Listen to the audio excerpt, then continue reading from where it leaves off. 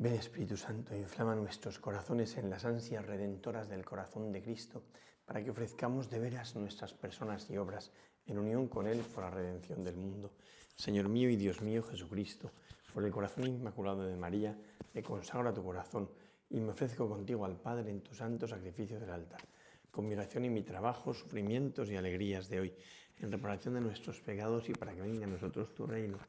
Te pido en especial por el Papa y sus intenciones, por nuestro obispo y sus intenciones, por nuestro párroco y sus intenciones.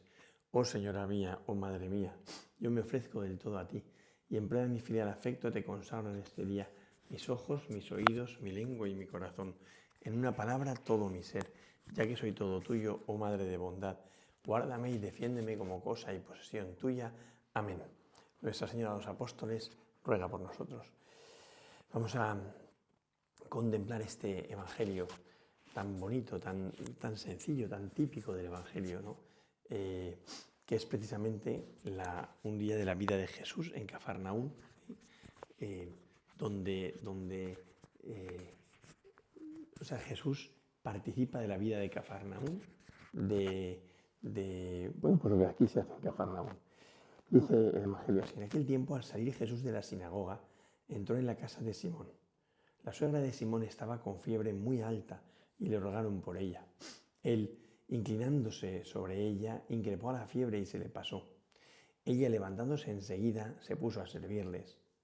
Al ponerse el sol, todos cuantos tenían enfermos con diversas dolencias se los llevaban, y él, imponiendo las manos sobre cada uno, los iba curando.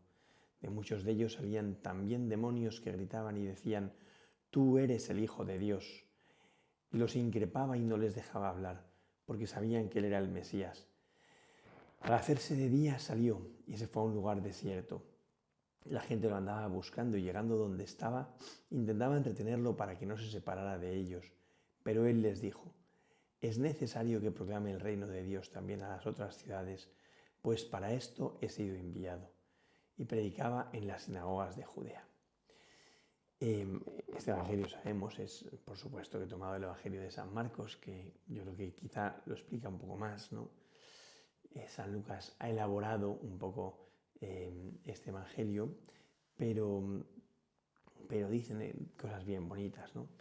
Primero, que viene Jesús de la sinagoga los veíamos ayer, ese momento donde Jesús se enfrenta con el demonio y la gente ve que habla con autoridad, ¿no?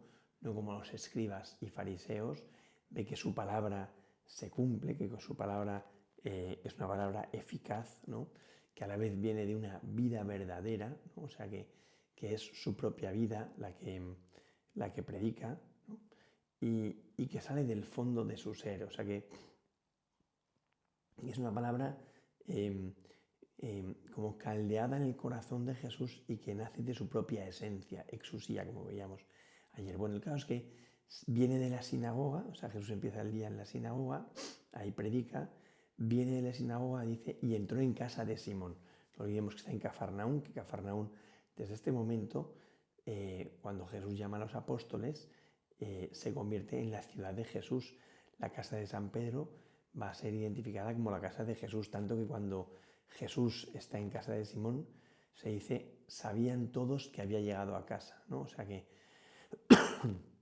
Jesús en casa de Simón se siente a gusto, pero además rápidamente la gente identifica la casa de Simón, como la casa de Jesús, ¿no? Entonces entra en casa de Simón, y este entró en casa de Simón me recordaba, ¿no?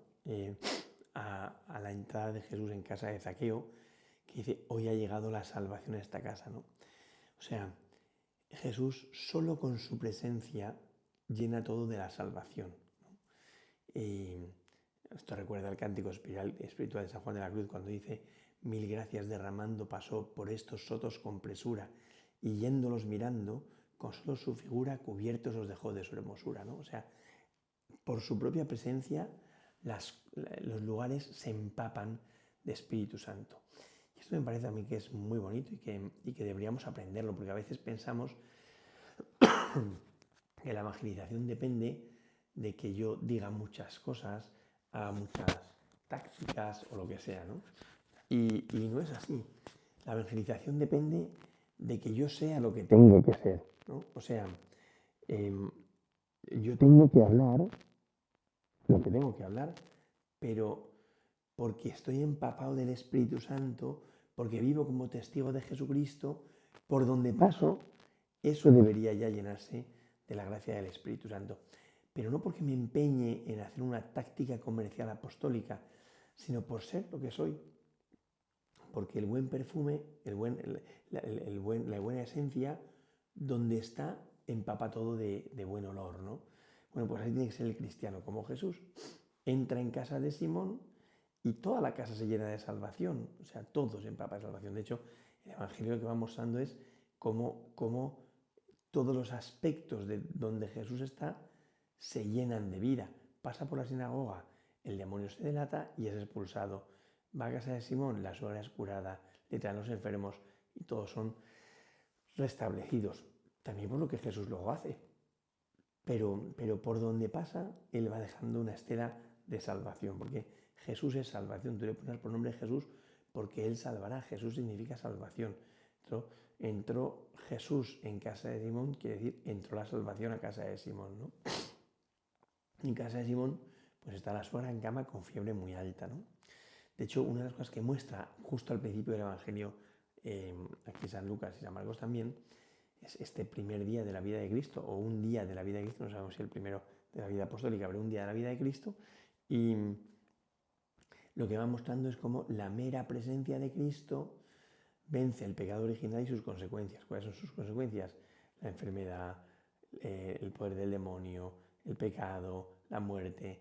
Y Jesús va a ir venciendo con solo su figura, solo su presencia, estos signos del pecado original. De hecho, cuando hablan de que la suegra de Simón está con fiebre muy alta en la cama, y le rogan por ella, dice, él inclinándose sobre ella, como no acordarse del Salmo, que dice, inclina tu cielo y desciende, toca los montes, echarán humo, fulmina el rayo y dispérsalos, dispara tus saetas y desbarátalos, ¿no? O sea, está mostrando cómo el salmista pide al Señor que desde el cielo se incline sobre la tierra y venza el pecado y sus consecuencias, ¿no?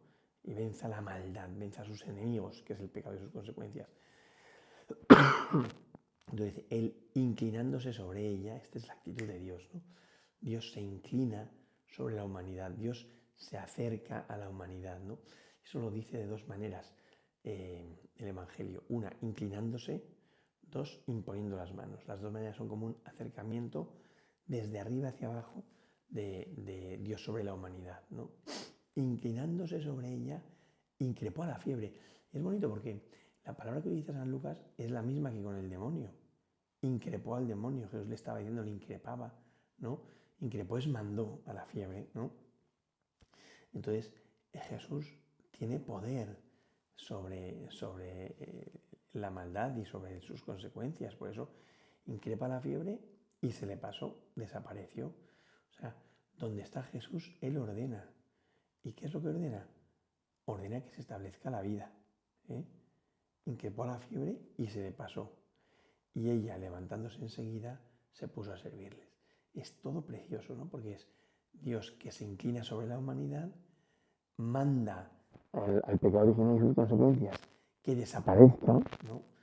Y el pecado tiene que salir. Sabemos que el origen lejano, remoto de la enfermedad es el pecado original, no como decían los judíos, que es el pecado personal, ¿no? Porque ella es muy pecadora, resulta que tiene fiebre, no, hombre, no. Pero porque se cometió el pecado original, se introdujo la maldad y al final el pecado en el hombre, ¿no? Y el pecado y la enfermedad y la corrupción de la naturaleza y todo eso que nosotros sabemos que son las consecuencias del pecado original. Y entonces Jesús los increpa y desaparecen.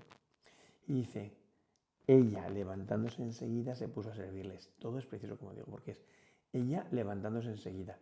Es la prontitud del que ha sido liberado, la rapidez del que ha sido liberado en primer lugar. O sea, cuando Dios entra en la vida de una persona, esa persona no está marcada por la pereza, ni por la desidia, ni por el ser un poco rastrero y no terminar de arrancar y tal. No, enseguida, prontitud, ¿no? O sea, lo de San Ignacio, que no sea sordo a su llamada, sino presto y diligente para cumplir su santísima voluntad. Es la rapidez. Me revuelve mucho, y eso que yo también soy víctima de ello, evidentemente, ese remolonear, ¿no? No puede ser, ¿no? Bueno, pues enseguida se levantó, se irguió, se recuperó la dignidad. El pecado te tiene postrado, te tiene tirado, te tiene hundido, te tiene esclavo, y la presencia de Cristo te levanta, te devuelve la dignidad, te hace recuperar tu identidad. Y se levantó y se puso a servirles. O sea, recupera la libertad, recupera la identidad y se pone a su servicio. No olvidemos una cosa, que eso es muy importante. Estamos en Cafarnaún. Cafarnaún es una sociedad matriarcal, con lo cual la cabeza de familia, de esta familia en Cafarnaún, era esta señora, la suegra de Pedro, ¿no? Era un poco quien gobernaba la casa, quien mandaba la casa. Y recupera su identidad, recupera su dignidad, recupera su libertad, y lo primero que hace es ponerse al servicio de. Eso es precioso, ¿no? Porque hace entender que Jesús, cuando cura, pone en su lugar adecuado, y su lugar adecuado es que el ser humano está hecho para entregarse, para servir, como el Hijo del Hombre, que no ha venido a ser servido, sino a servir y dar su vida en rescate por muchos. Esta mujer, que es liberada por Jesús, inmediatamente recupera la dignidad y se pone al servicio de, ¿no? Se pone a servirles, ¿no? Bueno, primero de los efectos de la presencia de Jesús en la casa de Simón, ¿no? La salvación se comunica a esta mujer. Pero luego no solo eso, sino que dice, al ponerse el sol, todos cuando tenían enfermos con diversas dolencias, se los llevaban, ¿no? O sea, para los escribas y fariseos, la casa de Simón se convirtió en un lugar inmundo, porque todo el mundo llevaba a aquellos aquejados por las consecuencias del pecado. Ellos pensaban personales, ¿no? Por eso parecían lugares, personas malditas. Entonces, los fariseos dirían, ¡qué horror! En casa de Simón se junta todos los pecadores, porque para ellos un enfermo es un pecador. Y es bonito porque Jesús no ha venido a llamar a los justos sino a los pecadores. Y no necesitan de médico los sanos sino los enfermos. Por eso, al ponerse el sol, dato también interesante porque es un tiempo de intimidad, ¿no? Es al caer la tarde, es más, entrando en la intimidad, todos vienen a poner a Jesús sus heridas ante él, ¿no? Todos cuando tenían enfermos con diversas dolencias se los llevaban, y él, imponiendo las manos sobre cada uno, los iba curando, sobre cada uno. Esa paciencia impresionante de Jesús, que además cura no con una amnistía general, ¿no? Ya está, todos curados. No, a cada uno, ¿no? Porque el amor personaliza al amado, ¿no? Y es cada uno el que tiene que ser atendido, socorrido, curado, tratado con ese mimo de Jesús, ¿no? Entonces, imponiendo las manos sobre cada uno, cuando luego en Getsemaní aten las manos de Jesús, yo siempre me acuerdo de estas escenas y pienso, pero ¿por qué le ataron las manos? ¿Qué miedo tiene el demonio de esas manos? Bueno, pues el miedo que tiene es este, ¿no? Que imponiendo las manos Jesús, inmediatamente la gente queda curada, queda restablecida, ¿no? O sea, él va como tocando, como con suavidad, como recordando también la creación, donde con las manos, sus manos, ¿no? Alguna forma con sus manos, ¿no? Bueno, pues devuelve la vida, devuelve la salud, ¿no? Y no solo eso, sino que en cuanto impone manos, los demonios se delatan, salen ellos mismos gritando, ¿no? Y él no les dejaba hablar, los increpaba y no les dejaba hablar. De muchos de ellos salían demonios que gritaban, ¿no? O sea,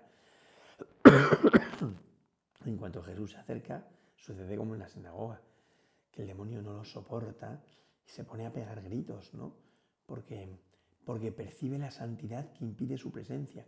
Ojo, que a veces pensamos que para quitar al demonio hace falta un empeño de la voluntad. No, es dejarse empapar de la santidad de Dios. Y esa propia santidad expulsa al demonio, hace que sea imposible para el demonio permanecer molestando a la humanidad, ¿no? Entonces, el demonio, con esa rabia que tiene, como al demonio le da igual en el fondo la persona, lo que le pasa es que odia a Dios. Entonces, cuando percibe la cercanía de Dios sin saber muy bien cómo, porque no sabe muy bien cómo, o sea, él querría saber con certeza que Jesús es divino, es Dios, ¿no? Pero Jesús no le deja saberlo. Entonces Jesús dice que los increpaba y no les dejaba hablar. Y como Jesús con esa autoridad les manda, tienen que callarse y abandonar, ¿no? a persona, ¿no? El demonio dice, tú eres el Mesías, pero ¿qué es el Mesías? Ellos pensaban que el Mesías era solamente un señor, ¿no? Los increpaba y no les dejaba hablar, ¿no? Ya cuando se empieza a hacer de día, es tremendo porque no dice en ningún momento, después cuando terminó de curar a todos, se fue a descansar un rato y ya de madrugada se fue al monte a orar, ¿no? Directamente en palma, ¿no? O sea, Jesús está curando a la gente y al ponerse de día salió y se fue a un lugar desierto. Es sorprendente porque estamos en San Lucas y San Lucas, con la importancia que da a la oración, aquí no especifica como tal que está en oración. Hombre, se entiende evidentemente porque no se va a ir a pasear por la montaña él solo, ¿no? Dice, salió y se fue a un lugar desierto. ¿A qué el qué? Pues a hacer oración, ¿no? Y es bonito ver cómo lo que restablece a Jesús, lo que le descansa a Jesús, es la comunión con el Padre, ¿no? No es el pasar un tiempo en la inactividad para recargar fuerzas, no, el pasar un tiempo en diálogo con el Padre, porque sabe que ese diálogo con el Padre es lo que restablece, porque devuelve la identidad y entonces hace estar como en esa tranquilidad del que está en su sitio, y estando en su sitio, en la comunión con Dios, en la comunión con el Padre, la fuerza le vuelve inmediatamente, ¿no? La dinamis, el Espíritu Santo, es la comunión con el Padre y el Espíritu Santo, es la comunión de la Trinidad, evidentemente, ¿no? Y pues entonces va a un lugar desierto y está ahí metido en oración. Y estando metido en oración, la gente lo andaba buscando, ¿no? Y llegando donde él estaba, ¿no? O sea, todo el mundo va detrás de Jesús. Dice Jesús, porque habéis visto señales, ¿no? Pero la gente es verdad que intenta retenerlo, ¿no? Como María Magdalena, cuando Jesús resucitó, dice, lo intentaba retener y Jesús le dice, no me retengas, no es no me toques, es no me retengas, ¿no? Porque el ser humano, en cuanto ve que Jesús es la clave para su propia vida y satisfacción, ¿no? Como esa liberación de las enfermedades y la expulsión de los demonios, lo intentan retener, ¿no? Y lo que hace Jesús viene para meter al hombre en la comunión con Dios, para llenarlo del Espíritu Santo, pero para que el hombre entre en Dios, no para que Dios se convierta en una posesión del hombre, ¿no? O sea, sin querer el ser humano por el pecado original tiene esta actitud de posesión, ¿no? Y entonces intenta retener a Jesús, que no se nos escape Jesús, ¿no? Pero eso,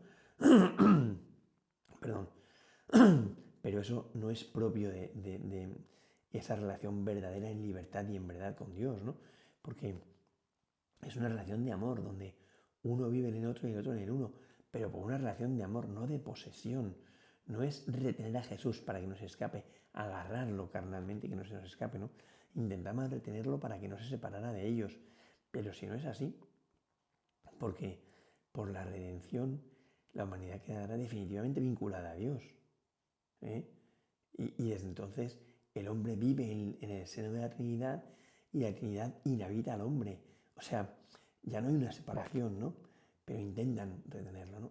Y es muy bonito lo que dice Jesús, ¿no? Porque dice, Él les dijo, es necesario que proclame el reino de Dios también a las otras ciudades, pues para esto he sido enviado. O sea, de hecho, el deseo del que está lleno de Dios no es retener ávidamente a Jesús para que, o sea, para gozar yo solo de ese don de Dios.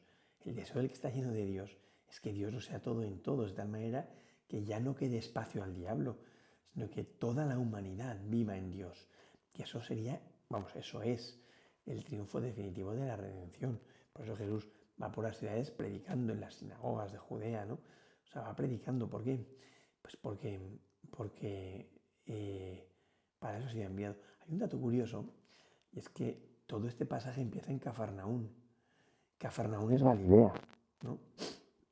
Y termina San Lucas diciendo, y predicaba en las sinagogas de Judea, ¿no? Cosa que es un dato que no dice San Marcos, introduce San Lucas, ¿no? Y uno dice, pero si estábamos en Galilea, ¿cómo es que baja directamente a Judea? ¿Es que San Lucas no conocía el lugar? Pues no sabemos. ¿Es que es un lapsus? Pues no sabemos. Pero de hecho predica por todas partes, predica por Judea también, ¿no? Sabemos que por Galilea y por Judea, por supuesto, ¿no? Pero es bonito esto, ¿no? O sea, el deseo del hombre que ha participado en Jesús de que Dios lo sea todo en todos. De hecho, en Filipenses muestra cómo el pecado fue retener ávidamente como el ser Dios, que eso es lo que quiso Adán. Y Jesús no retuvo ávidamente ser igual a Dios, al contrario, se despojó de su rango, tomó la condición de esclavo y así actuando como un hombre cualquiera, se rebajó hasta someterse incluso a la muerte y una muerte de cruz. Eso es la redención. Entonces Jesús tiene que llegar a todas partes.